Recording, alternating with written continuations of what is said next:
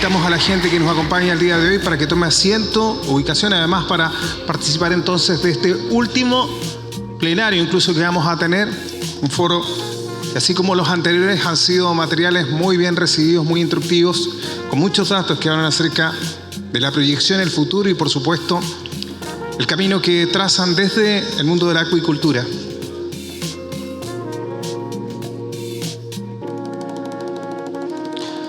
Vamos a invitar para que nos acompañe con el análisis de datos y su relevancia, la definición de estrategias y la toma de decisiones.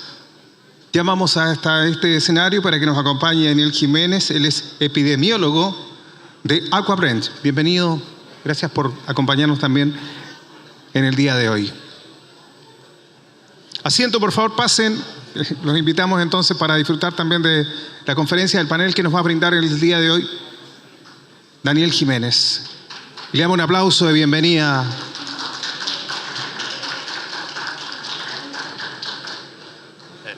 Hola, muy buenas tardes a todos. Agradecidos a la gente que se ha quedado aquí a la última sesión, ¿verdad? Siempre es un esfuerzo mayor, ¿verdad?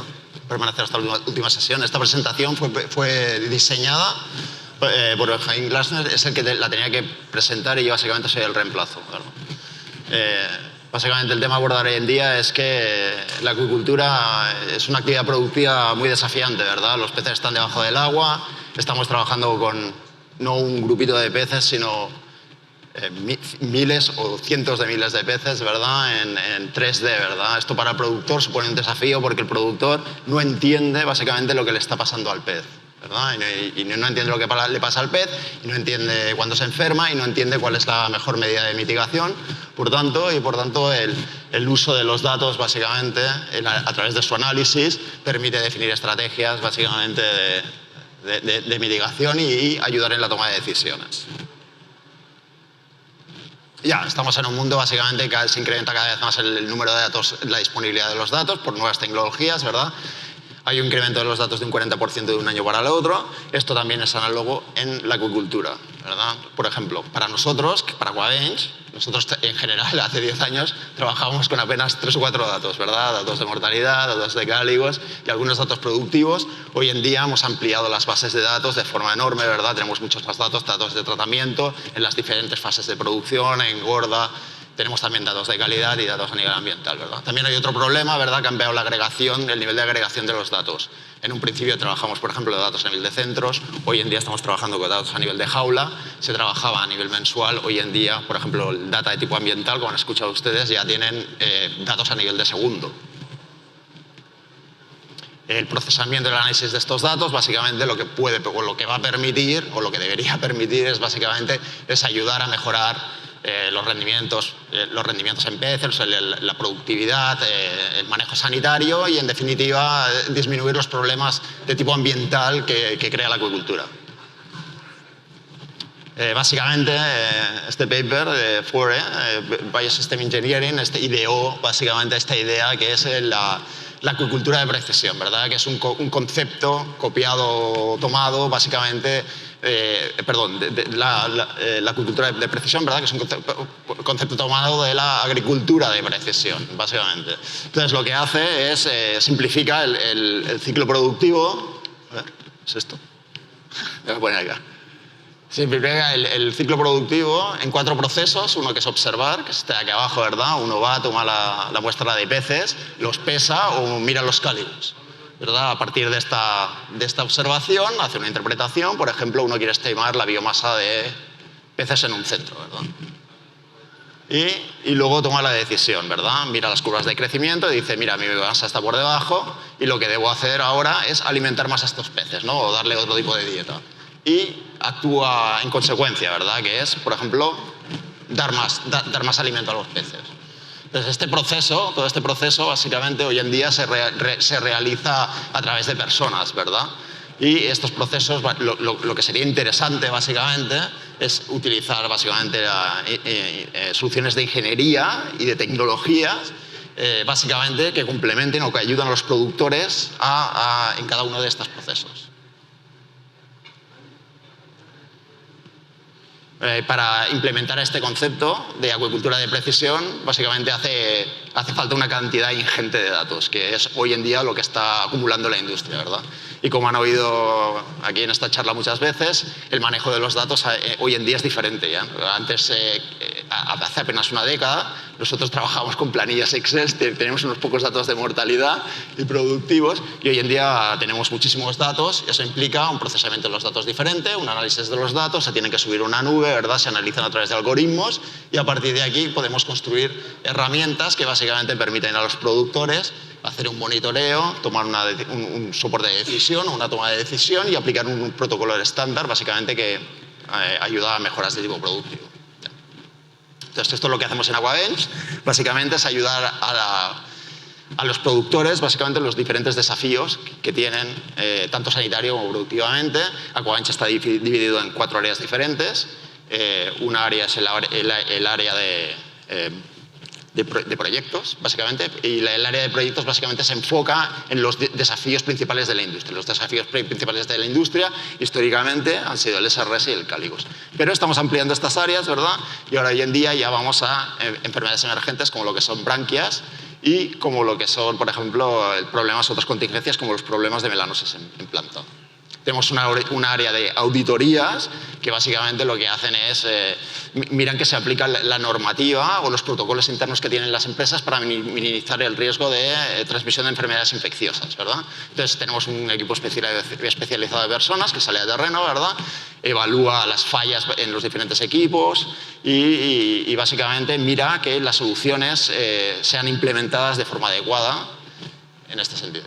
Y tenemos también un área de asesorías y evaluación que realiza asesorías, informes para las empresas, ¿verdad? Y la cuarta área, que es un área de análisis, que básicamente es la que da soporte, ¿ya? Al resto de áreas.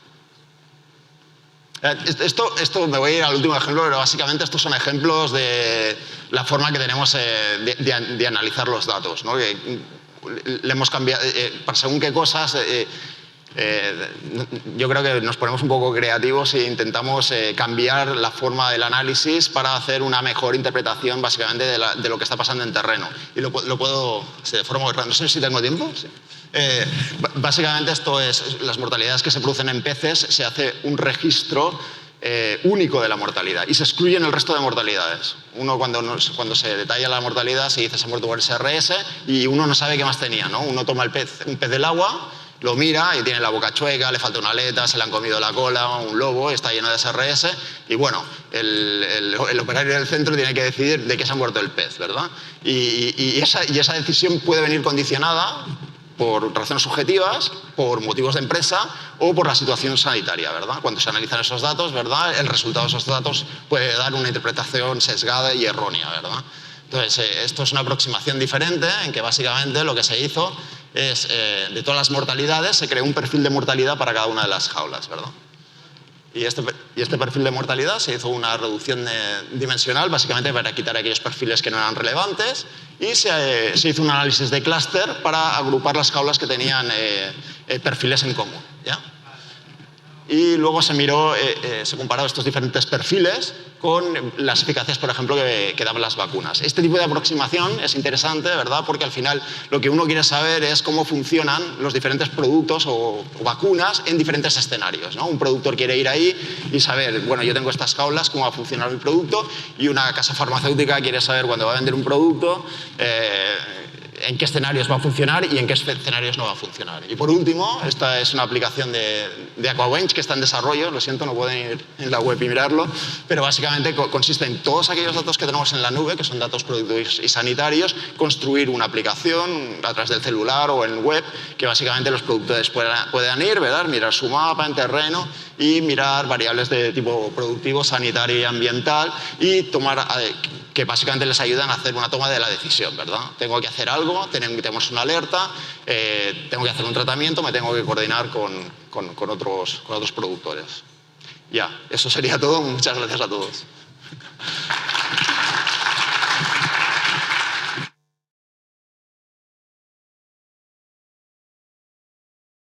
Me presento, mi nombre es Francisco Bravo, trabajo como investigador para la Agencia Australiana de Investigación, que tiene una oficina acá en Chile.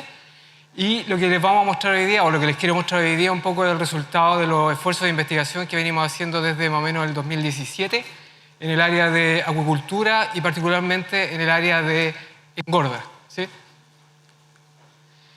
Lo que les voy a mostrar hoy día en realidad es como el resultado del trabajo colaborativo y de la combinación de dominios de conocimiento bastante diversos, incluye oceanografía, epidemiología, estadística, modelación hidrodinámica, un compacto de personas, digamos, con conocimientos bastante amplios que son los que nos han permitido poder generar modelos y conocimientos que pueden ser bastante relevantes para la industria, ¿sí?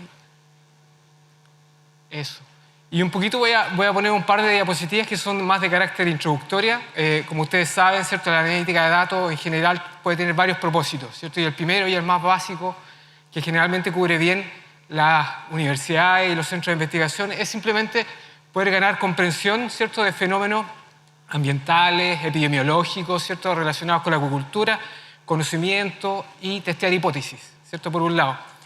Y después viene, ¿cierto?, el desafío de poder generar, por ejemplo, análisis de riesgo y de datos en tiempo real. Y aquí hoy día creo que hemos visto bastantes presentaciones que hablan de eso, ¿cierto?, de la importancia de integrar los datos en tiempo real para poder generar predicciones de corto plazo, por ejemplo, de calidad de agua, de riesgo de floraciones algales, entre otros, ¿cierto?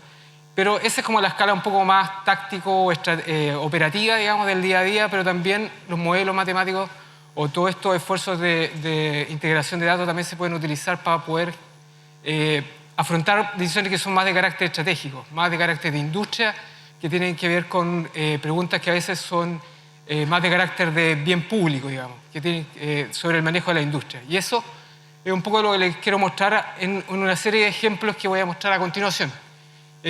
Como ustedes saben, obviamente los datos hoy día se colectan desde el nivel del individuo propio, ¿cierto?, del pez mismo, ¿cierto?, hasta la falsa jaula misma. Después se pueden integrar a nivel de centro los datos y se pueden integrar a escalas más grandes como un barrio, como una bahía o una región completa, ¿cierto?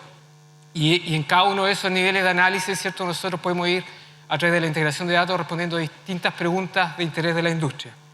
Entonces les voy a mostrar un par de ejemplos que tienen que ver... no, me falta una diapositiva en realidad.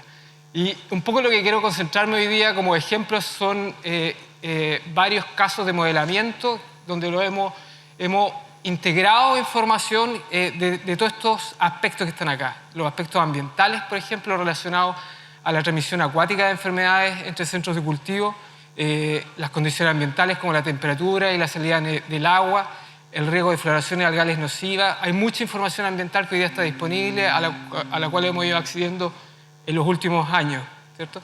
También las consideraciones regulatorias, ¿cierto?, que un poco rayan la cancha y que nos dicen qué se puede hacer o no, ¿cierto? Los aspectos operacionales también, que tienen que ver más que nada con las prácticas de producción, qué especies se cultivan, dónde se cultivan, cuándo se hace la siembra, todas esas decisiones, digamos, también somos capaces de digerirlas en estos modelos y ver la efectividad de esas decisiones, ¿cierto? Y cómo a la vez los modelos pueden ayudar a mejorar esas decisiones de siembra y cosecha. Aspecto económico, ya mostraron por ahí también, creo, algunos modelos bioeconómicos, pero también hemos incursionado en esa área con modelos que ayudan a entender cuál va a ser el desempeño económico de un ciclo de producción en base a la integración de modelos epidemiológicos, de crecimiento, entre otros. Y lo que nosotros hemos estado trabajando en los últimos años tiene que ver con modelación, pero en varios frentes, ¿cierto? La gente que no está necesariamente metida en esta área, rápidamente les puedo contar que existen varios como tipos de modelos, ¿cierto? Están los modelos más probabilísticos, por ejemplo, como el que se muestra a la izquierda, donde se estiman las probabilidades de que, por ejemplo, una población de peces esté libre de enfermedades y cuál es la probabilidad que a la semana siguiente esté infectada y esté muy infectada o con un nivel bajo de infección. Eso es como la modelación probabilística.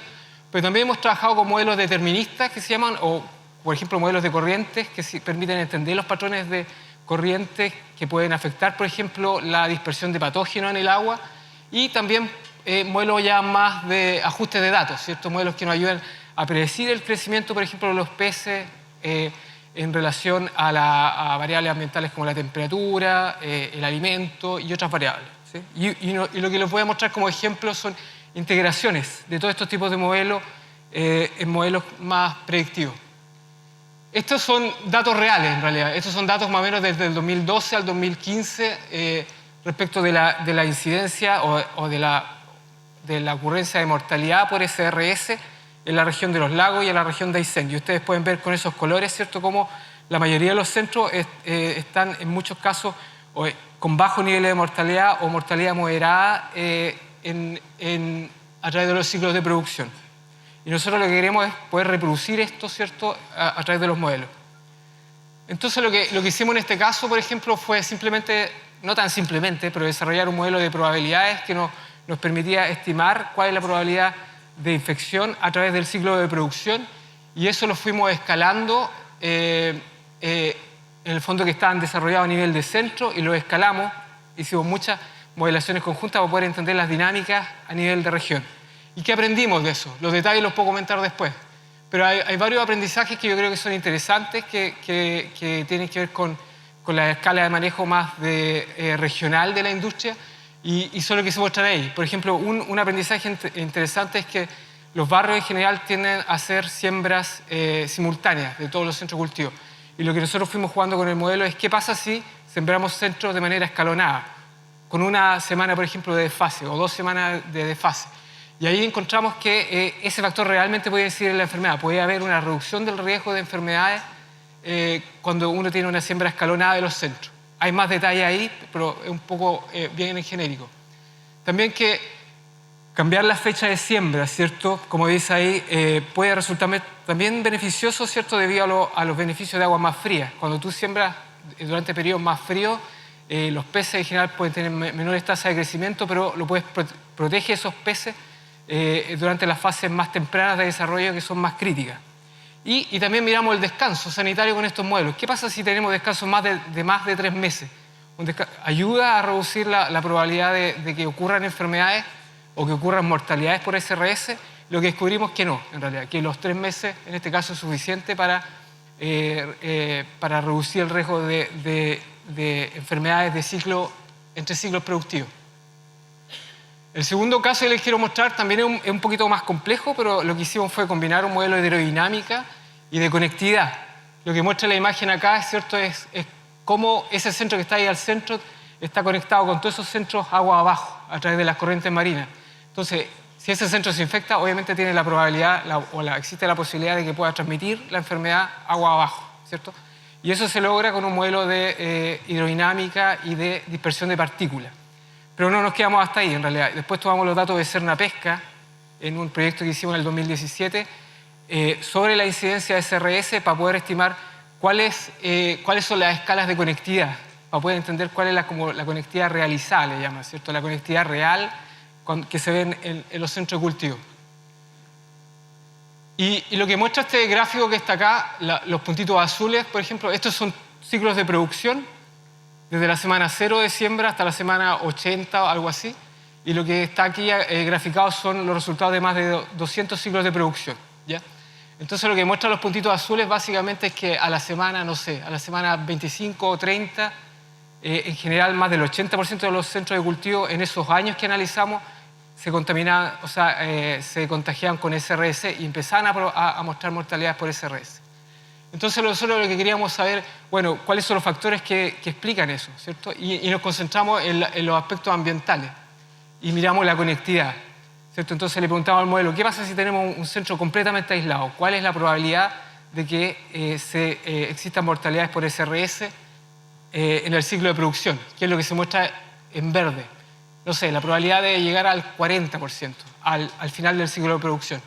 Pero cuando lo exponíamos en un escenario de alta exposición a transmisión acuática de enfermedades, en el fondo que estaba conectado con muchos centros que estaban enfermos, las probabilidades calculadas en base a los datos reales aumentan significativamente, ¿cierto? Y lo que demuestra un poco este caso nomás es que en la importancia de la transmisión acuática de enfermedades, en este caso en particular del SRS, pero también para el cáligo. Y por consecuencia también muestra la importancia del manejo sistémico, digamos, de la acuicultura, ¿cierto? Que no nos podemos quedar solamente en las dinámicas del barrio o del centro, ¿cierto? Muchas veces hay dinámicas que van mucho más afuera de eso a escala regional, que hay que tener en consideración para mejorar el desempeño de la industria.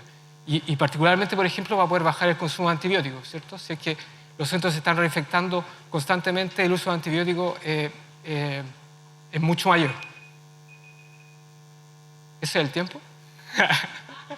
Sí, este es el último ejemplo. Y algo parecido pasa con los piojos de mar.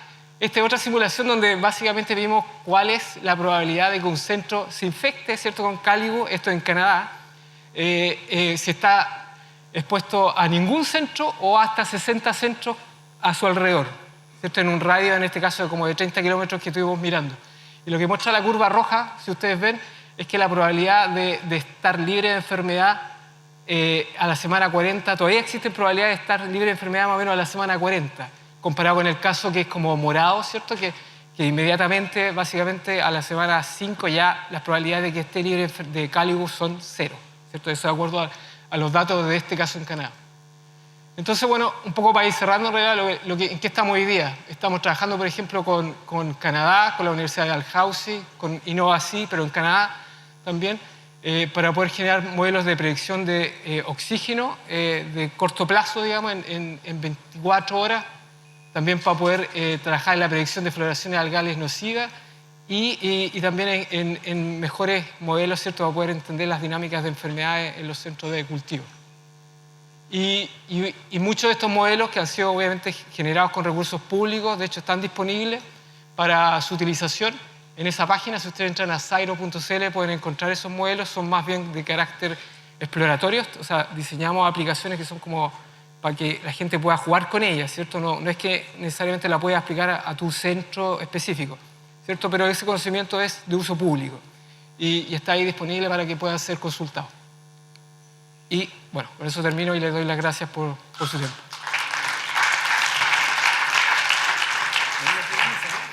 Buenas tardes, mi nombre es James Webb, sí, es como el telescopio en realidad.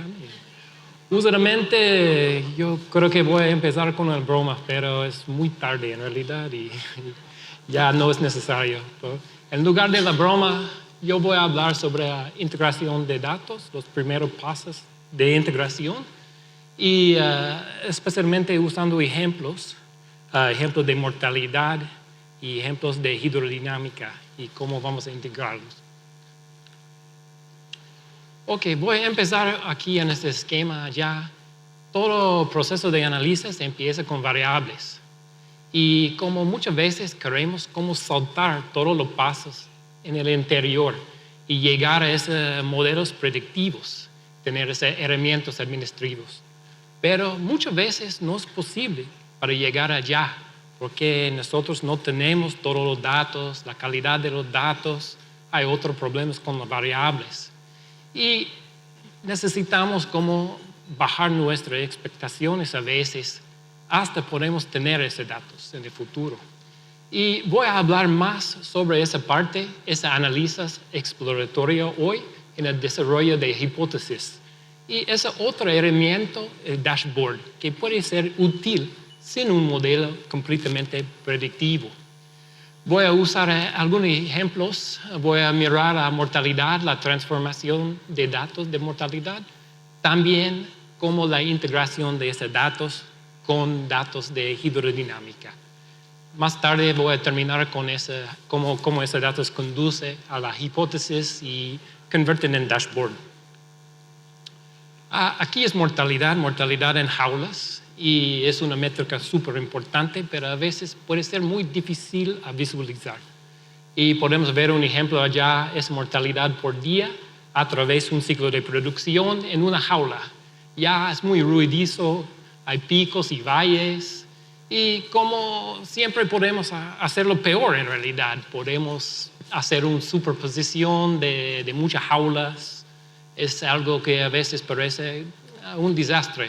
También podemos dividirlo en los motivos. A veces hay más que 20 motivos por cada ciclo de producción. Si vas a hacer todo de eso, tú no puedes ver nada. La razón que estoy hablando sobre la visualización es porque muchas veces se trasladan en el análisis y siempre hay riesgo cuando queremos integrar datos sin sentido. Cuando tenemos ese problema, muchas veces buscamos una transformación de los datos. Y voy a hablar sobre una transformación que es mortalidad basada en eventos.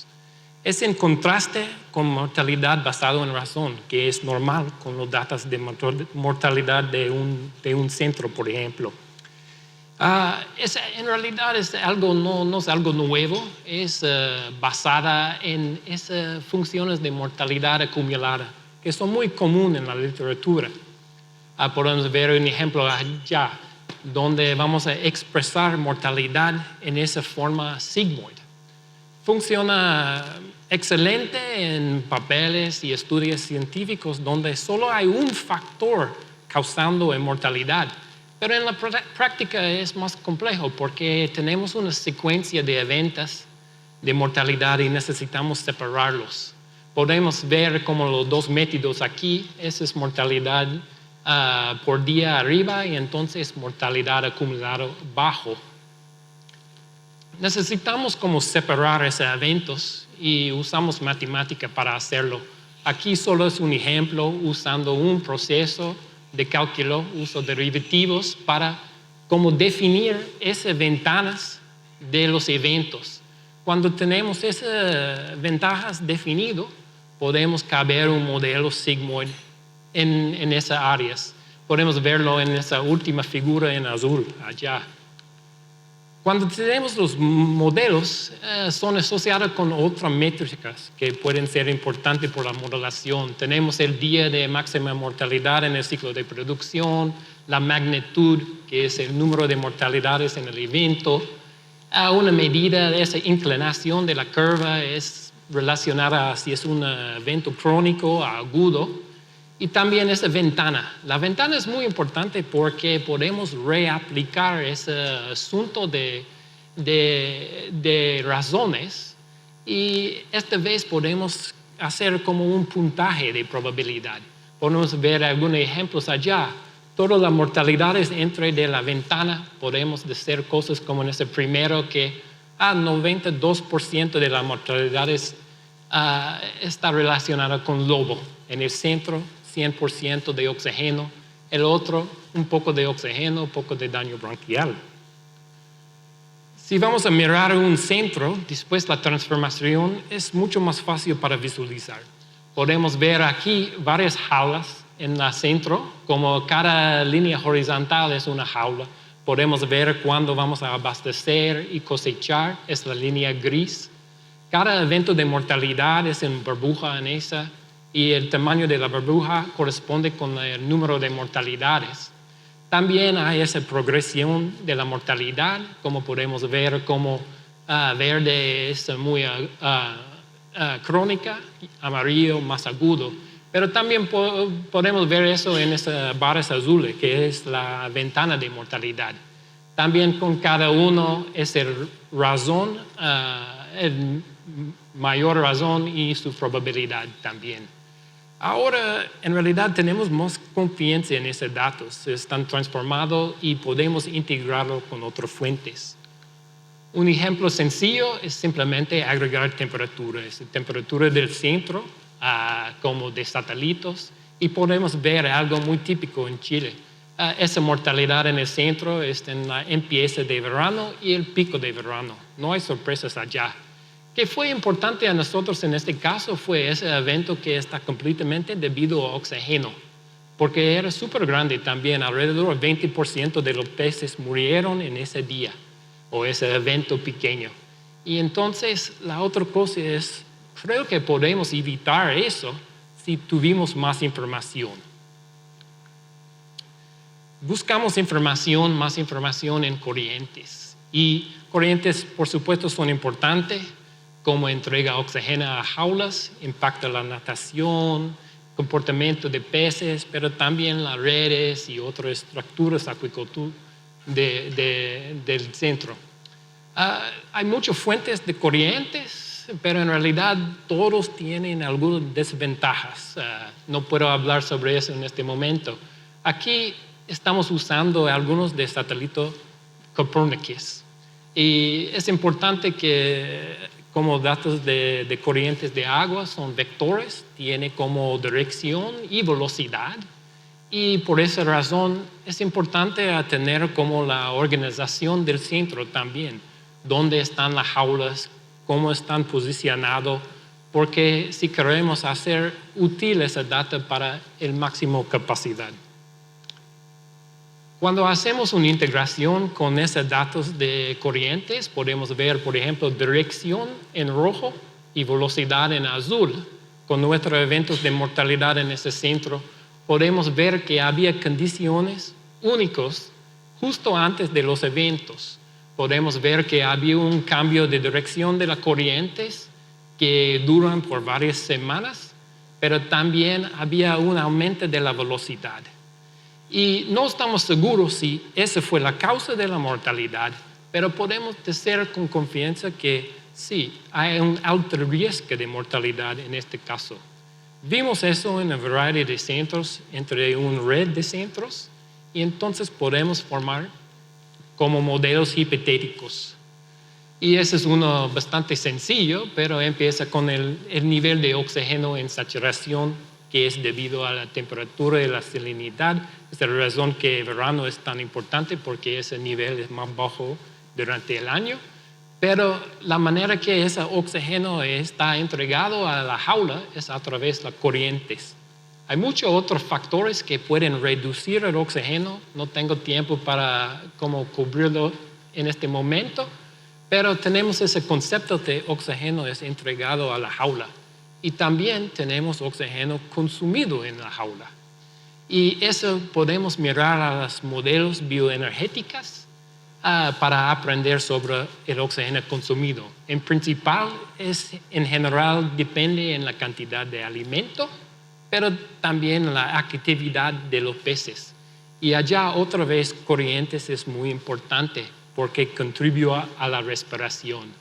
Pero tenemos en los dos lados allá corrientes y es un factor muy importante en qué oxígeno es disponible por los peces allá. Todavía tenemos muchos pasos para cumplir ese proyecto como un modelo predictivo. Uno de los problemas aquí en Chile es que no tenemos acceso en este momento a buena fuente de datos de corriente. Estamos trabajando en Noruega, donde hay un modelo allá de alta resolución y estamos más desarrollados. Pero en este momento todavía estamos trabajando, buscando otras fuentes de corrientes, pero mientras queremos empezar el proceso para aplicar los hallazgos a los granjeros. Y el herramienta en este caso es un dashboard. Y aquí tenemos un ejemplo del dashboard en este momento. Es un poco diferente que otros, no puede ver muy bien, pero es como tenemos oxígeno entregado y oxígeno consumido en todas las jaulas en un centro. Y podemos ver, ese es en el ciclo de 24 horas ahora. Y ¿qué queremos? Es un herramienta donde la gente que está administrando el alimento pueden como ver en el futuro un poco y evitar situaciones como tú vas a ver en el parte bajo, donde las líneas cruzan cuando hay más oxígeno consumido que oxígeno entregado. Ok, eso es todo lo que tengo. Es una introducción a análisis exploratorio, también desarrollo de hipótesis y progresión a dashboard. Muchas gracias por tu tiempo. Hola, soy Alexandra, soy la jefa de servicios de asesoría en Scout Science y hoy les voy a hablar sobre el tema del desbloqueo de inteligencia operacional con los datos de acuicultura. Los productores de salmón ya son conscientes de que los resultados de su negocio están estrechamente vinculados con el estado del mar costero. Al nivel mundial, el mar está experimentando una mayor volatilidad y los productores están experimentando pérdidas por eventos oceánicos como mareas rojas, calentamiento y bajo nivel de oxígeno. Y estos eventos se pueden ser complejos. Se necesitan más herramientas que los protocolos operativos estándar. Y en Scoot Science estamos implementando un modelo de inteligencia operacional para poner los datos oceánicos en un contexto operativo. Les quiero mostrar un ejemplo. Este es un ejemplo de un evento experimentado por una granja en Canadá el verano pasado. Aquí te muestro un mes de datos de algas en un sitio. El eje vertical es la profundidad en el agua y el eje horizontal es el tiempo. Y el color significa el riesgo de las algas. Y aquí en roja podemos ver una concentración letal de algas apareciendo en este sitio, que en este caso fue Heterosigma. Pues siguiendo protocolo, los operadores se pararon de dar alimentación a los peces, que se puede ver aquí. Pero el segundo parte del protocolo es de prender aeración en las jaulas para traer el agua más profunda a la superficie. Ese agua tiene menos algas y se dispersa lo que están en la superficie. Pero en este caso había una complicación. Había un evento de afloramiento y al mismo tiempo que hay esa concentración letal, había esa masa de agua más profunda de muy poco oxígeno. Así que si prenden la aeración, como es el protocolo, se va a subir el agua de muy poco oxígeno y se va a hacer un problema por los peces. Pues, ¿cómo lo manejaron? En este gráfico te muestro el oxígeno dentro de las jaulas y esta línea negra en la parte superior del gráfico es del ambiente fuera del sistema de mitigación. Aquí se puede ver que dentro de las jaulas donde tienen la aeración, el nivel de oxígeno es 50% menos que el ambiente, que sí es motivo de alarma, ¿no? Pero el equipo estaba usando estos gráficos todo en el mismo lugar que ya fueron conocidos a los operadores. Y con eso se pueden calibrar la mitigación para mantener la mortalidad muy bajo. En este caso se salieron con alrededor de 10.000 peces en total, que fue menos de 2% de la población. Y se podía hacer mucho más peor. Así que ¿qué les permitieron que respondieron en esa manera efectiva? El equipo estaba unido bajo una misma imagen operativa. Y eso quiere decir que los datos fueron accesibles y fueron unificados por toda la organización. Así que se pudieron pedir apoyo de la oficina principal fácilmente sin esperar y transferir imágenes. Se podían anticipar las amenazas del afloramiento y prepararse para responder al evento. Y cuando tuvieron que hacer compromisos estratégicos sobre el bienestar de los peces, se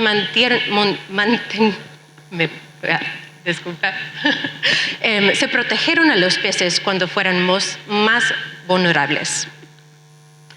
Hicieron esto usando la plataforma de Scoot Science que se llama Seastate. Seastate es una plataforma independiente del hardware para la inteligencia operacional.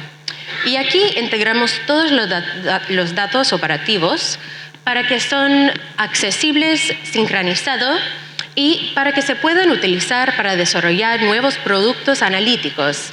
Y así el objetivo es de transformar los datos en herramientas para tomar decisiones más ágiles. Pues te quiero compartir dos de esos productos que están usando operadores en Canadá y Noruega para hacer estas decisiones. Ofrecemos a nuestros socios dos tipos de pronósticos oceanográficos.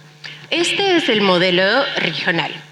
Y esto se ayuda a acelerar la comprensión de la dinámica oceánica hacia que estás estableciendo nuevos sitios. Y junto con un pronóstico específico del sitio, se promueve un conocimiento de cómo el mar regional está afectando al sitio.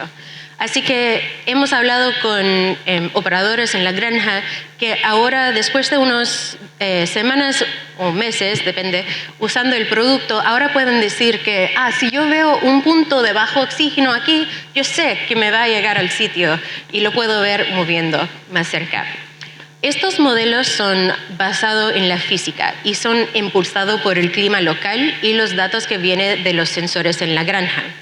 Se prognostica valores de temperatura, salinidad y oxígeno con 3 días de anticipación y hasta la profundidad, bueno, depende de los sensores, en este caso se va hasta 25 metros. Y con estas herramientas, los operadores tienen la oportunidad de prepararse para mitigar los eventos oceánicos antes de que se lleguen al sitio y también planear y evitar actividades estresantes cuando las condiciones empeorarán. Pero saber cómo cambiarán las cosas solo es un paso. Todavía tienen que decidir cómo van a responder cuando tienen desafíos múltiples, como algas y un evento de afloramiento, ¿no? Y por eso desarrollamos una herramienta de bienestar de los peces para que los operadores se puedan sopesar las opciones y el impacto que tendrá en sus peces. Pues este es el índice de bienestar de los peces que tenemos integrado en la plataforma y en este caso se puede ver de un vistazo el impacto relativo de amenazas múltiples. Se da un puntaje estandarizado cada día y cada indicador tiene un puntaje también entre 0 y 100, así que todo está estandarizado. En este caso, se puede ver que el estrés de este día no es tan alta, pero sí están experimentando un nivel de precaución de las algas mecánicas y también el apatito es por debajo de lo esperado. Y en esta parte aquí de la mortalidad indica que la tasa de mortalidad de hoy se supera el punto referencial de la región. Al lado de esto, ofrecemos gráficos del cambio en estrés semana a semana y también un desglose del estrés en total por cada indicador. En este caso se puede ver que el estrés está aumentando por la semana, pero el estrés que atribuimos a la densidad de la población está mejorando, mientras que la puntuación de la alimentacía o el apetito está empeorando. Así que puede ver cómo está cambiando y así se pueden vigilar y monitorar los cambios en los 10 factores de estrés fácilmente en gráficas que son persistentes, así que no tienen que analizarlo cada vez, son conocidos. Y la intención es que se pueden usar esta herramienta históricamente para identificar los factores que están causando pérdidas en el sitio. También, cuando las puntuaciones son estandarizadas de esta manera, los administradores regionales se pueden usar para asignar los recursos de mitigación a donde se necesitan ir, ¿no? Con permiso. Pues encontramos que cuando tenemos este índice de bienestar de los peces, los pronósticos del océano y también la capacidad de hacer el monitoreo de todos los sistemas en tiempo real, los productores se pueden implementar el modelo de inteligencia operacional por completo. Y cuando están implementados así, descubrimos que están respondiendo con una mitigación más ágil usando los datos, los mejores datos disponibles al momento. Y esto tiene un impacto en el negocio, ¿no? Y eso es con que les quiero dejar. Hemos encontrado, cuando hacemos una comparación de 15 cortes antes y después de usar la plataforma de Siste, que nuestros socios han tenido una caída de 35% en la tasa de mortalidad, 18 millones de ingresos adicionales y una mejora en la tasa de alimentación entre 5 y 9%. Bueno, gracias.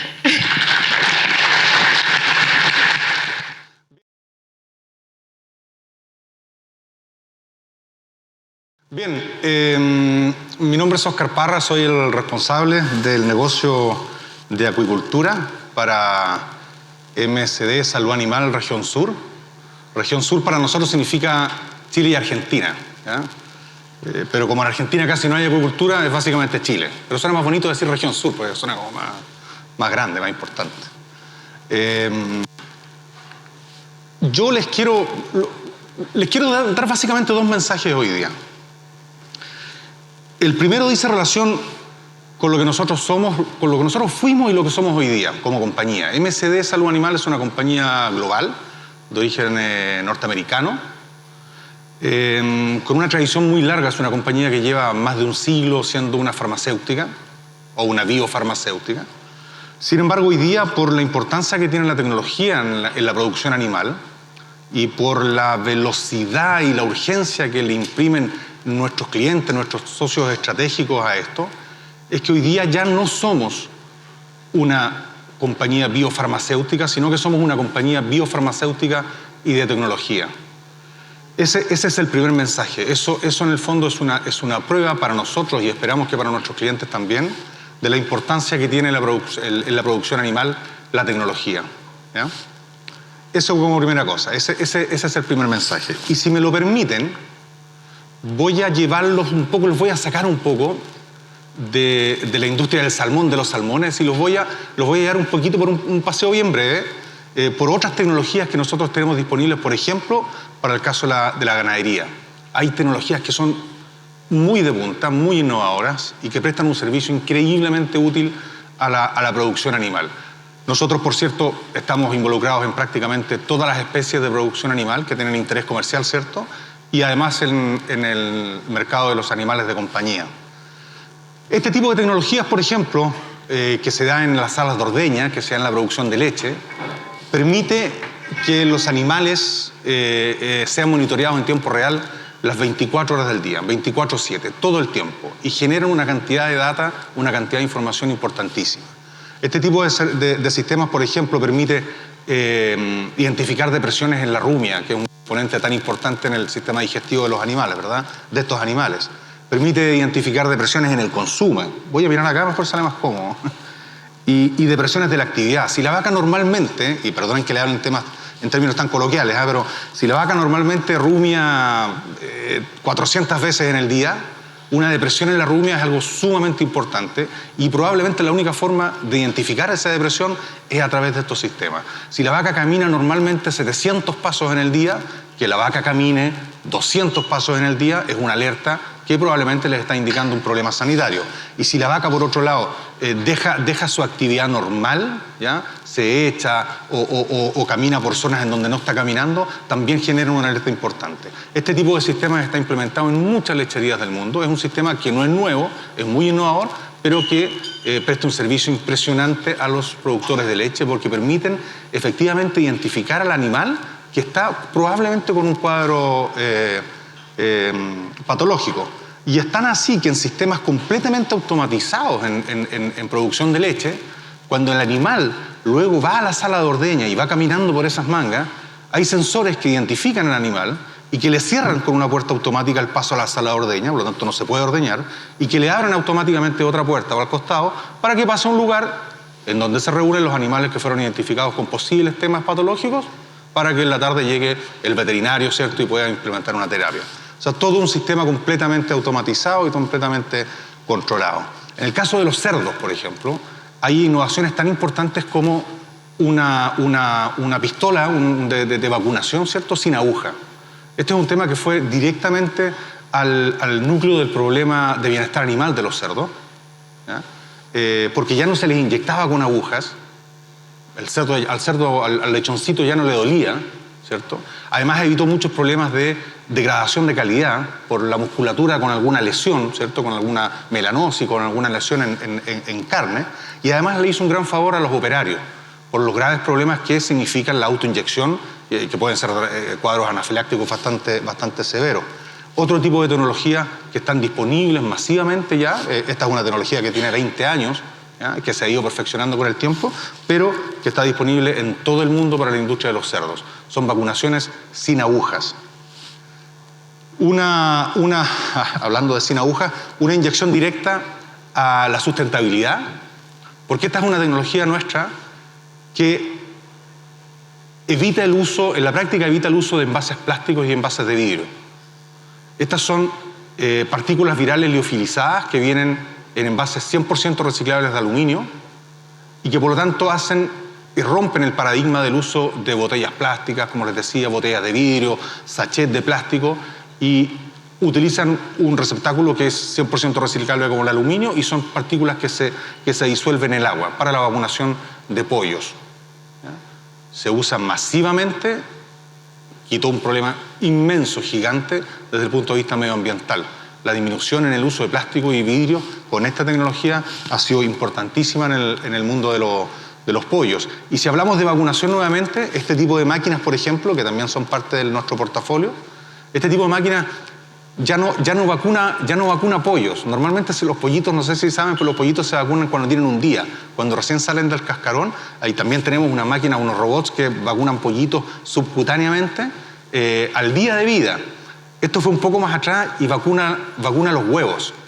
¿Ya? Esta máquina es una vacunación in ovo, ¿ya? O sea, en el fondo inmuniza al embrión.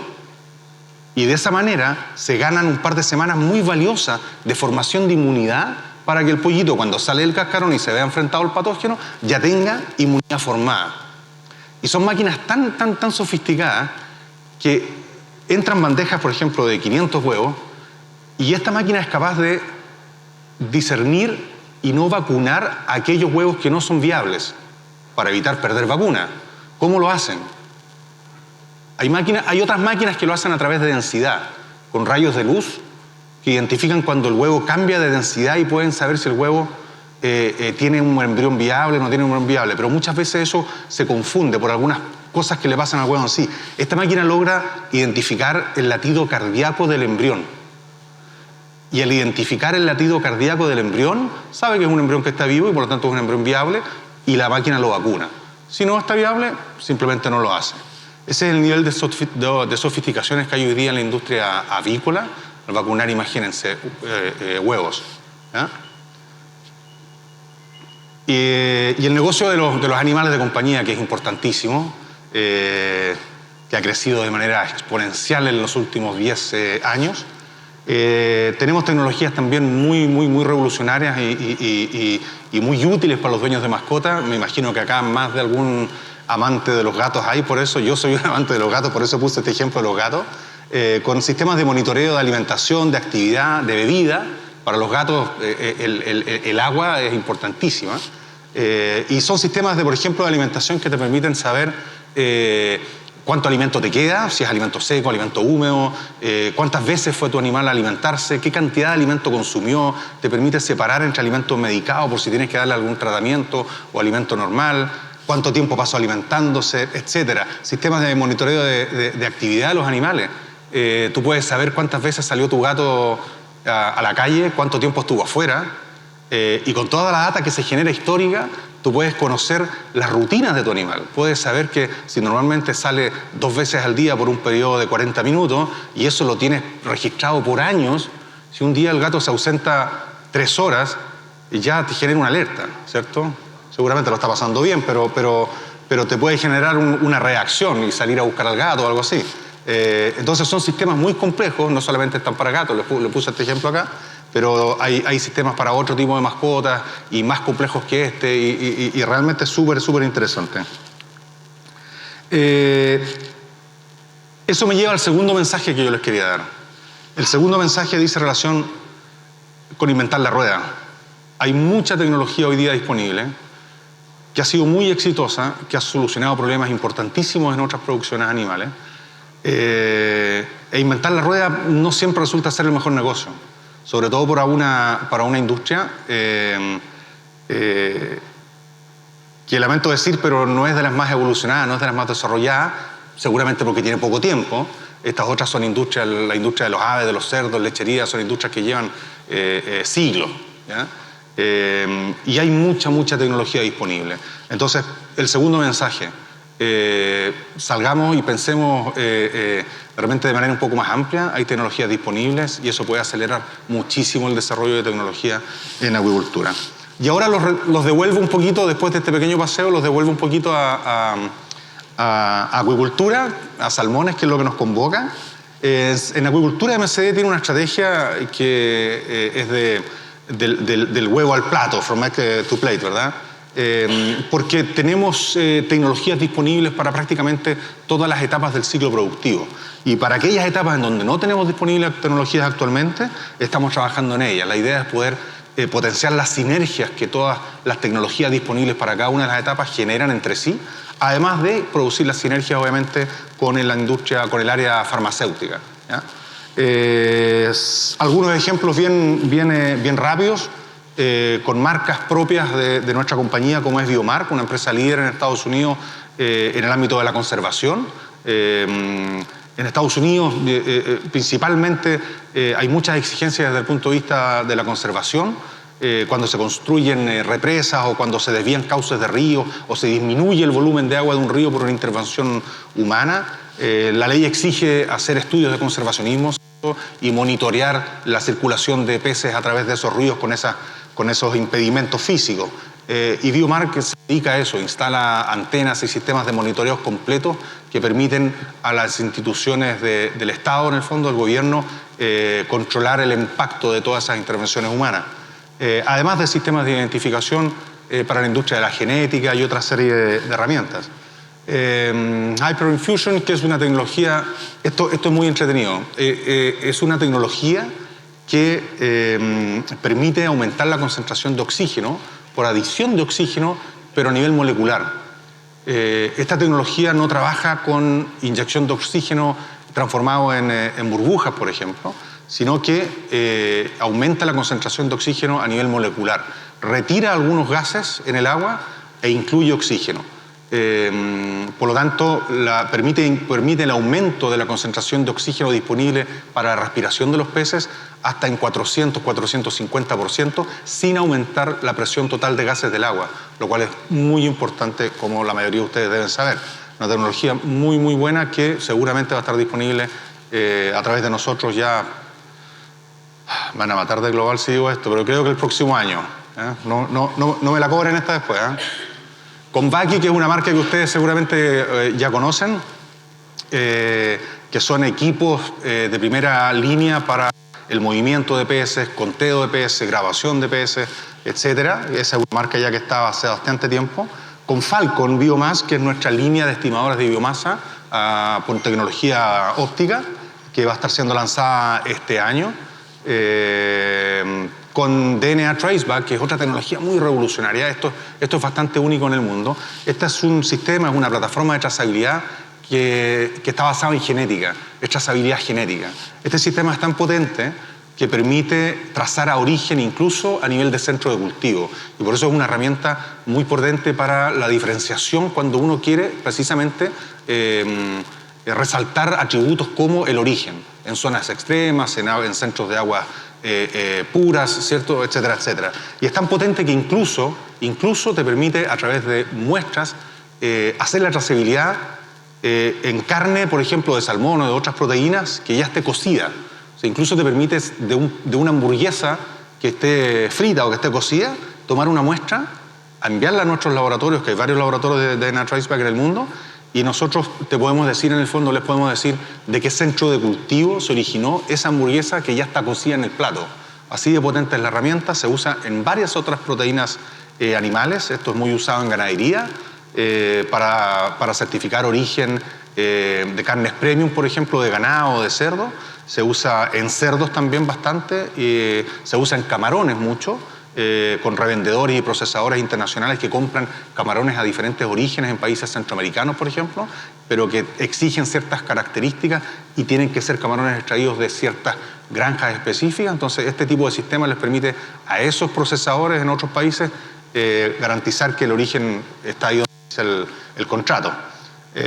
También es una tecnología que estamos haciendo disponible para la industria del salmón a partir de ahora. Es primera vez que la estamos derivando hacia salmonicultura, pero ha tenido muchísimo éxito en otras proteínas del mundo, como les decía, así que no nos cabe duda que va a tener un éxito también. Y finalmente, algo un poco más novedoso y quizá un poquito fuera de la línea de la tecnología, que es una plataforma de entrenamiento, pero esto dice mucha relación con nuestro core, con nuestro corazón, con el corazón del negocio, que es una plataforma de entrenamiento en cuidado animal y en animal welfare.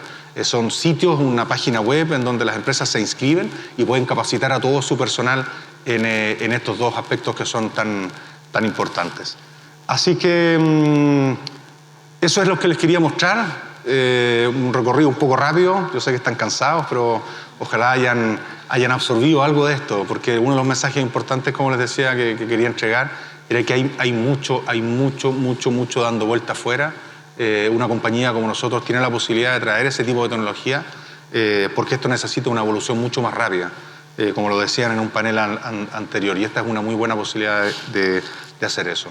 Así que nada, muchas gracias y ya tendremos oportunidad de cargarnos de energía en un rato más, ahí seguramente con algo para los que están más cansados. ¿Cierto, Paula? Gracias.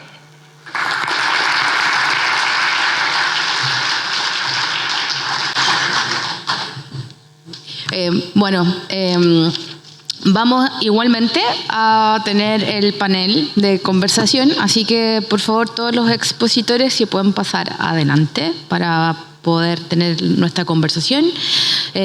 No se cambien, ¿cómo se llama esto? De lado. O sea, los que... Sí, eso. O sea, les asignaron un lado, el tema es que como que hace interferencia con los parlantes, entonces... Ya. Ok. Que por la mañana está lleno. Entonces... La mañana está lleno. Sí. Me falta un panelista. Me falta la niña. Persona de la Universidad de Magallanes. Ahí está. Y su pesca, ya, estamos listos. Ok. Ya presentado igual. Ok, es que me cambiaron a Alex, ya, ok, eso era. Ya, perfecto. Bueno, este panel iba de cómo los datos, los modelos, etcétera, ayudan a los productores y también a las autoridades a tomar decisiones. Cómo nos están apoyando con la toma de decisiones. Entonces, mi primera pregunta es para James respecto a cómo la calidad del dato también está afectando esa calidad de las decisiones. ¿Y qué podemos hacer al respecto, si es que podemos hacer algo? Sí. ¿Puede escucharme bien? ¿Sí? Ok. Es verdad que en la modelación tenemos una frase que es más o menos como si basura entran, basura salen. Y eso es en respecto a los datos mismos. Y muchas veces como tenemos como problema con datos, la calidad, especialmente cuando estamos tratando de usar datos de producción. Usamos muchos datos de software de acuicultura, como Fishtalk Mercates, y esos a veces tienen problemas que necesitamos resolver.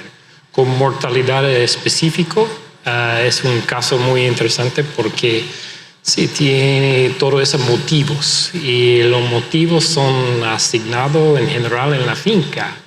Pero muchas veces cuando estamos mirando a los datos, pensamos que es un diagnóstico de un veterinario.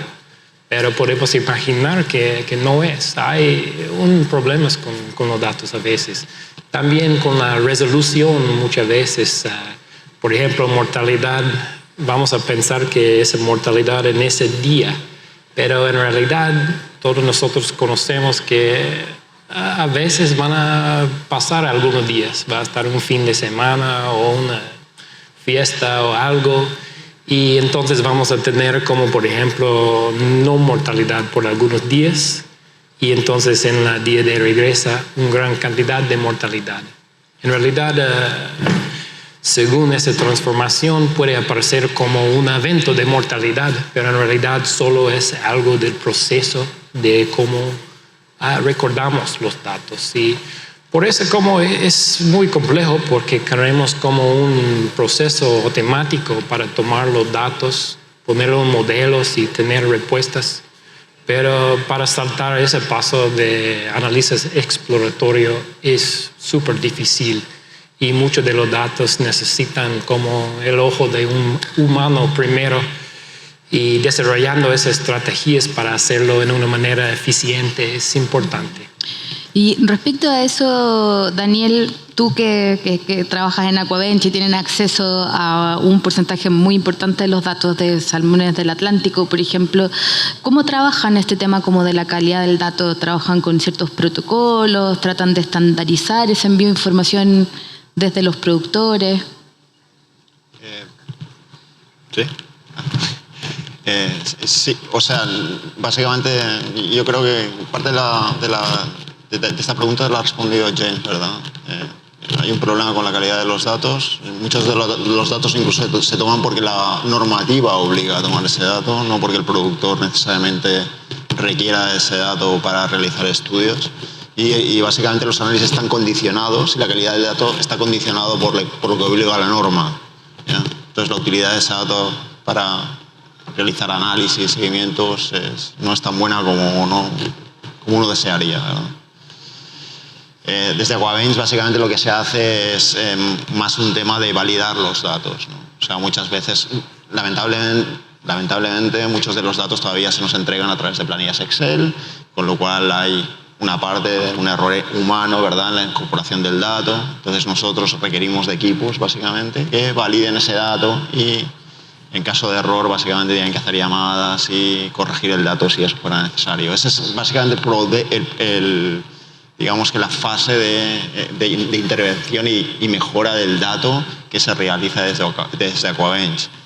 Pero ir a la industria y requerir que tomen el dato de una forma distinta o que se tomen otro tipo de datos, eso es realmente complejo hoy en día. Uh-huh.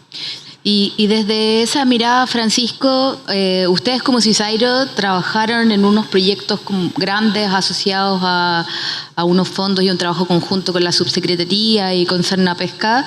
¿Cómo les fue con la calidad de esos datos y cómo, después de esa calidad de datos, eso también se puede usar para proyectos de bien público, tomar decisiones de bien público?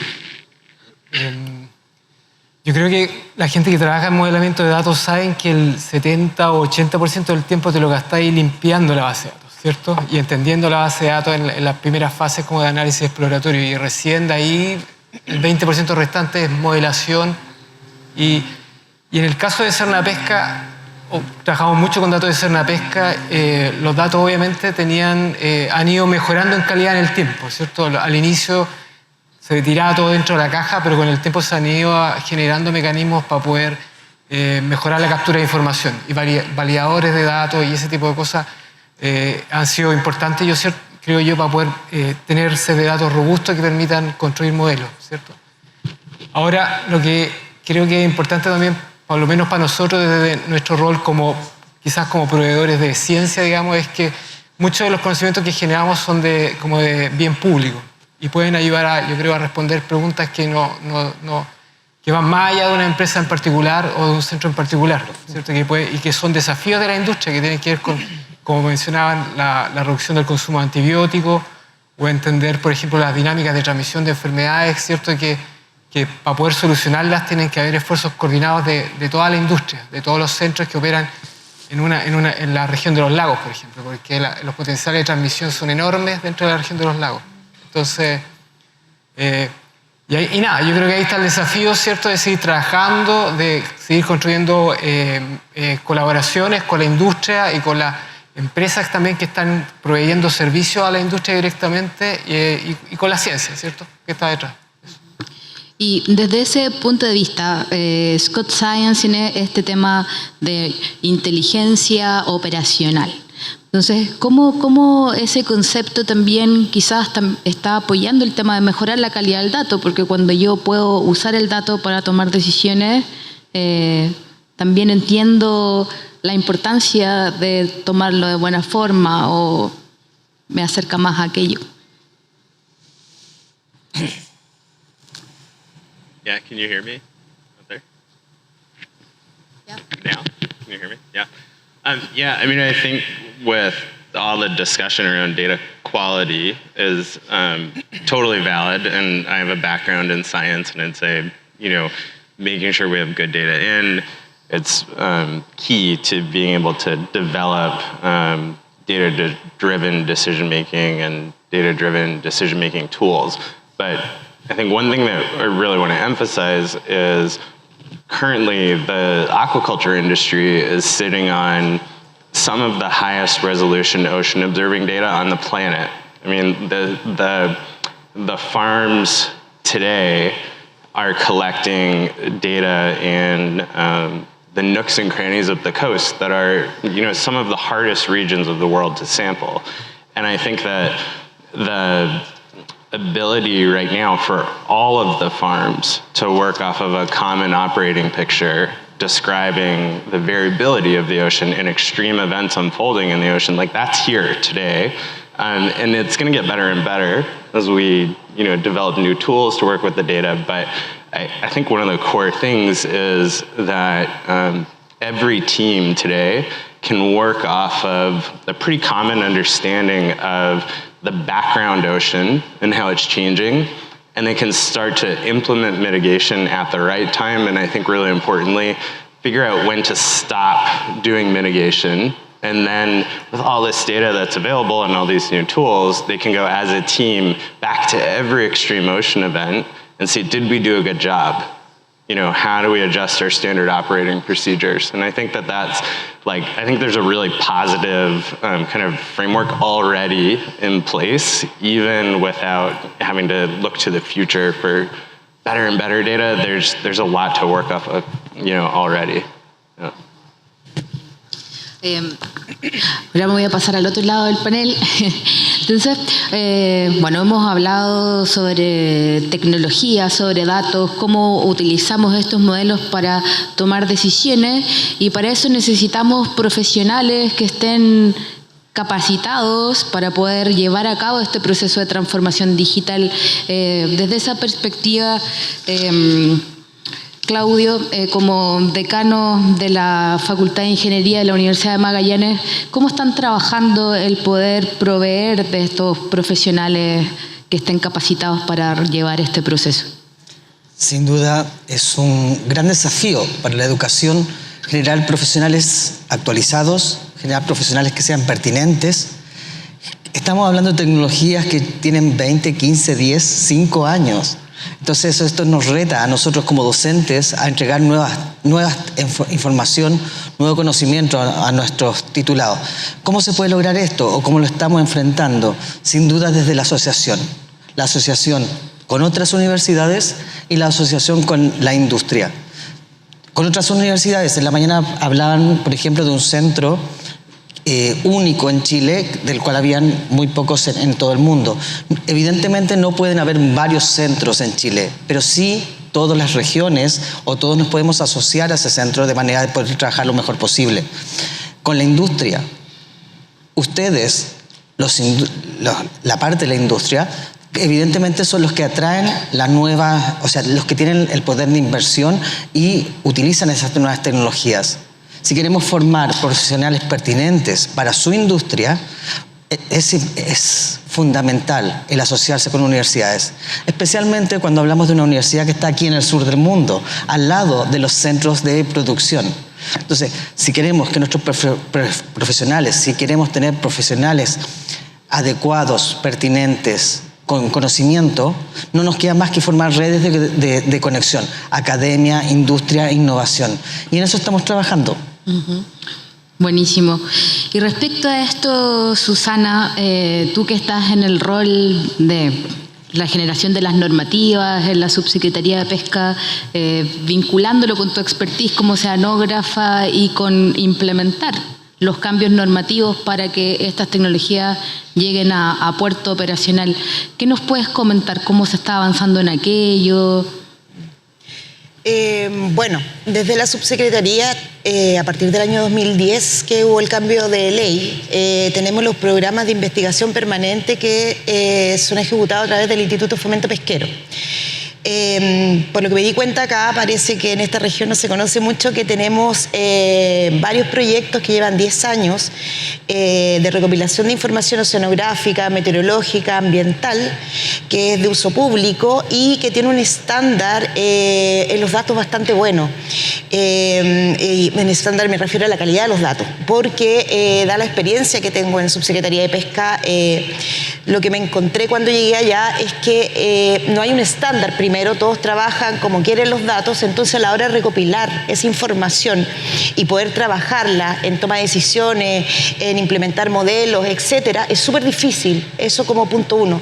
2, no había un estándar en los sensores que se estaban utilizando. Entonces, hay diferente calidad de sensores, resolución, exactitud, que van a hacer que tengamos mejores o peores mediciones. La ley de pesca, en el artículo 87, estipulaba que había que los centros de cultivo tenían que tener un sistema de monitoreo en línea con respecto a variables oceanográficas y meteorológicas, entre comillas, porque esas las metimos. Y justamente para poder estandarizar, elaboramos el reglamento donde fuimos súper minuciosos a la hora de colocar estándar de los sensores que se tienen que utilizar. Esa información va a ser de mucho apoyo para la industria, quizás no ven todo el potencial que tiene esa información. Por otro lado, también para contarles lo que estamos haciendo, en estos programas permanentes de investigación tenemos el tema de marea roja. Hay un programa permanente que está monitoreando marea roja y ahora estamos con un proyecto de investigación tratando de sistematizar esta información. Hay mucha información desde el punto de vista más bien oceanográfico y biológico, pero además el Ministerio de Salud también tiene monitoreos de marea roja, pero enfocados al producto, al molusco, digamos. Entonces estamos tratando de sistematizar la información, que ese es otro punto. Yo creo que el Estado está al debe ahí con respecto a que conversemos, que juntemos todas las bases de datos, que tengamos un lenguaje en común para trabajar con las bases de datos, y ahí meto también a la academia. La academia, antiguamente, por decirlo de alguna manera, porque trabajé muchos años en la universidad, los datos eran muy privados o era muy quisquilloso a la hora de soltar los datos, porque obviamente depende de una publicación. Entonces no quieren entregarlo porque alguien es más rápido y publicante. Entonces la academia también tiene que estar abierta a que estandaricemos, a que los datos sean públicos, y la industria, por otro lado, que es el otro actor súper importante, ellos generan mucha información, hay información de buena calidad y otra que no es de tan buena calidad, porque hay intermediarios como los proveedores. Entonces también ahí la industria tiene que estar pendiente de cuál es su proveedor, si le está generando buenas bases de datos. Yo creo que en conjunto podemos hacer muchísimo. Yo estoy súper esperanzada en el tema de poder avanzar. Buenísimo. Para eso son estas instancias, para poder generar estas conversaciones y esta confianza. Y bueno, finalmente me encantó tu presentación, Oscar, que nos llevaste a un viaje fuera de la caja para ir a buscar soluciones a otras industrias. ¿Cómo crees que esto podría como implementarse y afectar también esta transformación hacia una industria más tecnologizada, etcétera? ¿Cómo lo conectaste? ¿Por qué nos quisiste traer eso hoy día acá al panel? Sí, me voy a parar acá seguramente en algo que ya varios han dicho. Esto es, primero, colaboración, segundo, colaboración y tercero, colaboración. Puede parecer quizás que nosotros que somos una transnacional muy grande, ¿cierto? Hagamos todo por nuestra cuenta, pero no hay nada más alejado de la realidad que eso. Gran parte de nuestro trabajo, gran parte de los desarrollos tecnológicos que ustedes vieron ahí han sido resultado de colaboraciones.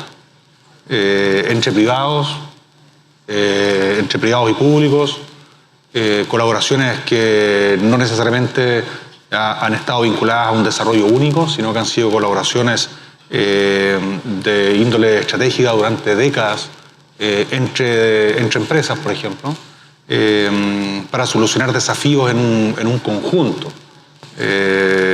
Repito, no solamente incluso para desarrollos específicos. Entonces, cuando uno entiende que no hay peor innovación que la que no se necesita, y que la innovación es una respuesta a una necesidad, a un desafío, uno comprende que la colaboración estrecha entre el usuario y el desarrollador tiene que fomentarse a toda costa. Todo nace de ahí. Y como tú bien dijiste, claro, estas instancias sirven para eso. Quizás me gustaría ver un poco más de proactividad de parte del origen de la necesidad, pero es algo que se va desarrollando con el tiempo. Pero nosotros también como proveedores tenemos una responsabilidad en eso. Tenemos que hacer sentir a los productores que podemos llegar a ser socios estratégicos importantes, con confianza, con construcción de confianza en el tiempo. Y por lo tanto es un camino que todos los que estamos acá yo creo que estamos dispuestos a recorrer de buena manera. Así es que, sí, optimista. Ajá. Optimista. Absolutamente. Bueno, la palabra de este cierre entonces es optimismo y colaboración, y ese era el espíritu de este evento, así que estoy muy contenta, a pesar que estoy muy cansada, pero les agradezco muchísimo de nuevo el haber viajado, en el caso de los que viajaron desde más lejos, porque la mayoría viajó pero desde más cerca. Y bueno, los invito ahora a que no se vayan, por favor, porque tenemos que hacer la ceremonia de cierre, ya es un discurso, y les vamos a presentar también un video de lo que va a ser Aquasur 2024 para que ya se vayan generando las expectativas de lo que se viene para el 19, 20, 21 de marzo, el 2024 en Puerto Montt, en que este evento lo vamos a multiplicar como por 100. O sea, básicamente. Así que eso, les agradezco nuevamente. ¿Nos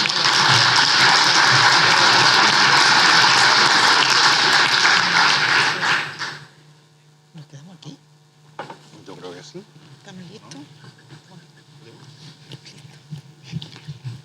Queremos agradecer a Aquaterra, Aquabite, a Ecto, a Ulog, a AB, a DSM, a InnovaC, a Elanco Transmares, Ultraport CMPC, Salmo Food, el Grupo Avance, Screting, Biomar, Newsea, Asmar Magallanes y Tarpulín.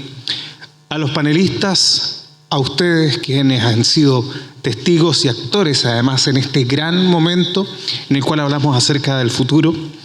Vamos a dar lectura al cierre de este Congreso Aquasur Tech 2023, no sin antes aplaudir a Paula, todo el equipo de trabajo, porque don Rodrigo, toda su gente. Este año y por primera vez, la Feria y Congreso Internacional Aquasur Tech 2023, antesala además de Aquasur 2024, se realizó aquí, en la ciudad de Punta Arenas, en la región de Magallanes, al pie del mar, y junto a los imponentes puertos que la caracterizan además como región portuaria del país. Las personas que participamos del Congreso Internacional, Workshop y Seminario de Tecnologías para la Sustentabilidad de la Industria Acuícola, hoy sabemos la importancia de conocer en profundidad los conflictos y desafíos de la industria a nivel internacional, al igual que las tendencias, la innovación y la relevancia de generar nuevos vínculos para seguir creciendo. Esperamos que esta reunión haya sido la ruta para seguir trabajando y explorando nuevas oportunidades en el desarrollo de la industria acuícola, contribuyendo con la economía nacional, al igual que los países participantes. Antes de finalizar, queremos invitarlas e invitar a todos los presentes a ver el siguiente video, en donde daremos un adelanto de lo que será Aquasur 2024.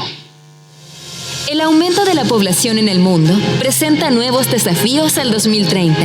Por ello, la transformación azul está en marcha y la acuicultura es vista como una solución para entregar alimento de calidad.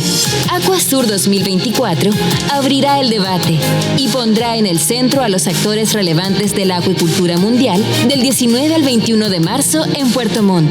La exhibición del sector más importante del hemisferio sur se dará cita en un nuevo recinto, desplegándose en más de 20.000 metros cuadrados de exhibición para recibir a más de 350 expositores provenientes de 45 países y 30.000 visitantes profesionales de la industria y tomadores de decisión. Sé parte del ecosistema de innovación y tecnologías para la acuicultura sostenible y participa en el Congreso Internacional, donde estarán los temas que generarán impacto en la industria, movilizando la transformación azul para alimentos sostenibles de origen marino. Aquasur 2024, For a Blue Transformation, el punto de encuentro de la acuicultura que alimentará el futuro. Un aplauso para este momento que se viene y que es futuro también. Ahora sí, don Víctor. Con esta presentación damos por finalizada además la primera versión del Congreso Internacional Aquasur Tech 2023 y los invitamos a participar de Aquasur 2024, la feria de acuicultura más grande del hemisferio sur. Esta se va a realizar en el Terminal Marítimo Patagonia de Puerto Montt, el que se podrá desplegar además con los productos y servicios en torno a la industria acuícola, en un escenario mejorado y de alto nivel frente al mar. Contará a su vez con contenido de última generación, convocando tanto actores nacionales como también internacionales. Los esperamos en Aquasur 2024 en Puerto Montt. En nombre de FISA, por parte del grupo GL Events, les damos las gracias por acompañarnos en esta primera versión de Aquasur Tech 2023. Gracias a todos y que tengan muy buenas tardes.